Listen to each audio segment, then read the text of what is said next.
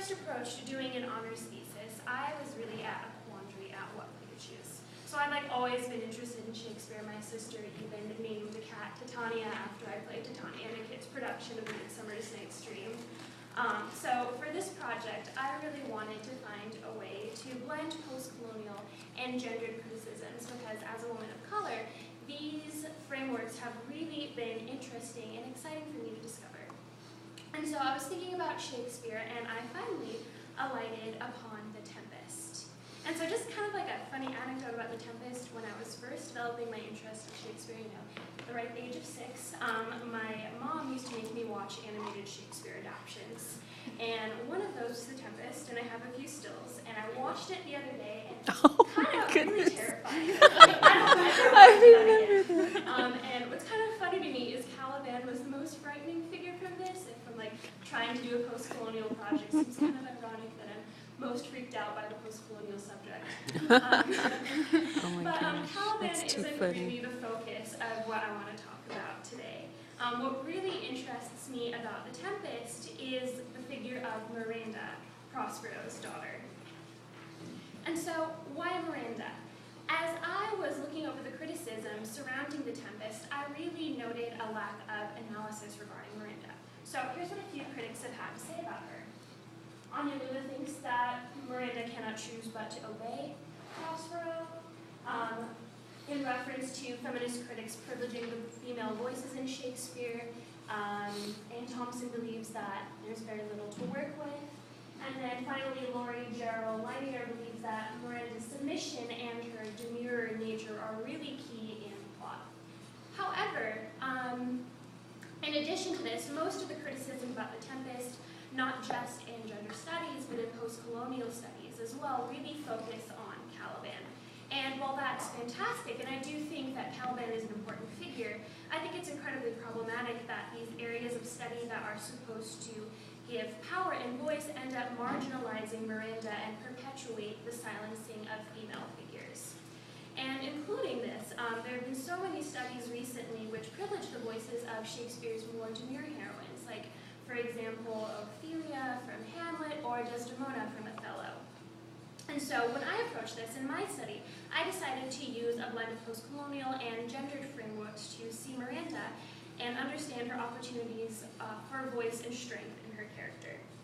So in my thesis, I focus on Shakespeare's The Tempest and Césaire's 1969 post-colonial adaptation of the play, A Tempest. However, today in my presentation, I'll just focus on The Tempest. So just to give you a look at what's ahead, I'll start out by explaining my theoretical frameworks for hybridity and gender, just give a quick overview before diving into The Tempest. So in order to fully understand Miranda's privilege and hybridity, I use a blend of gender and post-colonial theory. So Miranda functions in a hybrid space. Born in Naples and then banished to the island at a young age, her transatlantic nature really places her in an in-between space. So I define Miranda as a transatlantic figure because of her travel across uncharted waters. So through the world map the Tempest provides us, we get Naples, Tunisia, and Algeria as reference points, but the actual location of the island is unclear. Early Renaissance travel between these countries might suggest a Mediterranean space. However, many critics have pointed towards burgeoning space of the New World, like the Americas or the Caribbean, as source material for Shakespeare's play. Thus, since her journey itself is unclear in location or destination, I use transatlantic as a reference not only for Miranda's travel, but also for the trade of peoples between Europe and the New World. And then additionally, because these reference locations are sites of Eurocentric colonial power, using the post-colonial lens allows for a greater complexity within the text. So the island, like many of the states acquired by colonial powers, really presents an othered space operating beneath the political and social domination of invading forces. And then these forces really create a normalized standard which imposes inferiority upon the conquered peoples. Prospero's arrival on the island marks this intrusion of foreign power. So in this strain, unlike Caliban, Miranda was not born on the island, and unlike Prospero, she has no rooted identity in Naples. Therefore, Miranda, as neither indigenous nor colonizer, her identity falls somewhere in the middle, within the liminal space. And so entering the conversation around the idea of hybridity, I use Homi Bhabha's example of the stairwell as a reference point for you. So what I really want you to take away from this is this idea of identity as a staircase, and the stairwell existing in between, Miranda as the connective tissue that links polarized binaries of identity.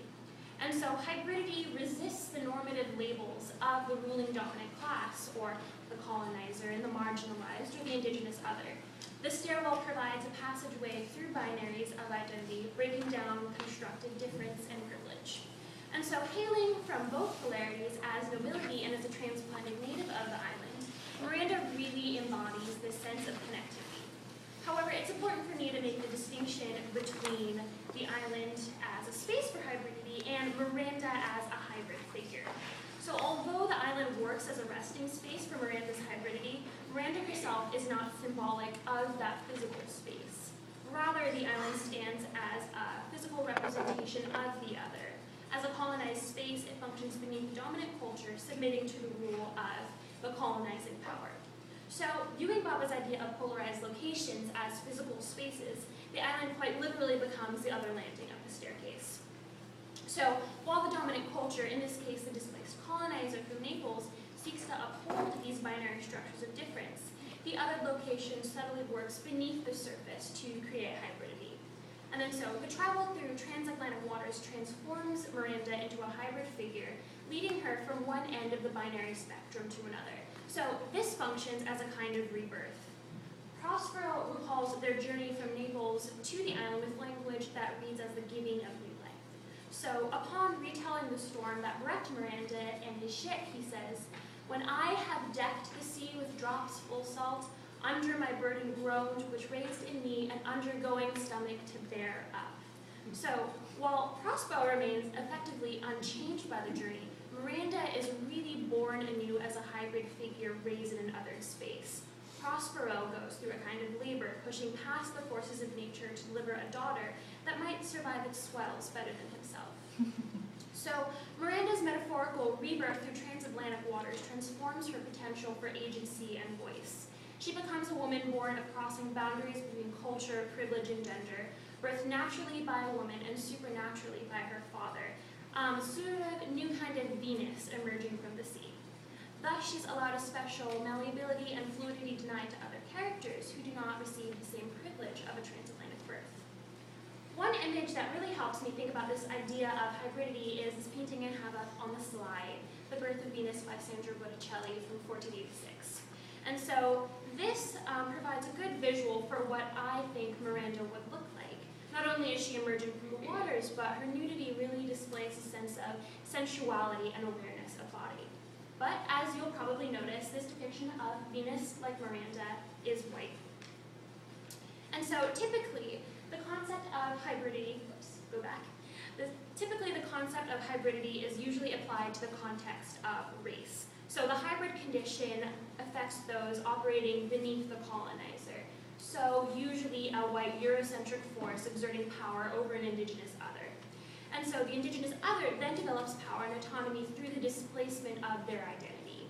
And so I use this label for Miranda despite her status as a white woman because she is displaced from Naples. Her removal from her home country and consequent settlement on the island gives Miranda no direct center or locus of identity. Furthermore, her status as a woman and as Prospero's daughter places her beneath his rule.